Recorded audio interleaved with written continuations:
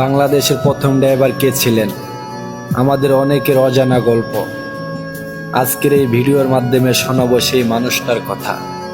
অনেক আগে, যখন ঢাকার রাস্তায় গাড়ির শব্দই ছিল না, তখন নবাব পরিবারের আগিনায় প্রথম ঢুকে এক বিদেশি মোটর গাড়ি। কিন্তু চালাবে কে? কেউ তো জানে না স্টারিং কিভাবে ঘোরে। তাই কলকাতা থেকে আনা হলো একজন মানুষ। তিনি ছিলেন এই মাটির প্রথম ড্রাইভার। নামটা হারিয়ে গেছে ইতিহাসের ধুলোয়, কিন্তু তার হাতের স্পর্শেই প্রথম ঘুরিয়েছিল স্টারিং। তার চোখেই প্রথম ঝলক দেখেছিল বাংলাদেশের রাস্তাগুলো। আজ আমরা যারা গাড়ি চালাই, যারা ঘাম ঝরায় রাস্তায় রাস্তায়, সেই প্রথম ড্রাইভারের হাতেই আমাদের পেশার জন্ম। নামটা নেই, ছবিটাও নেই, তবুও তিনি আছেন প্রতিটা ড্রাইভারের গর্ভের ভিতরে।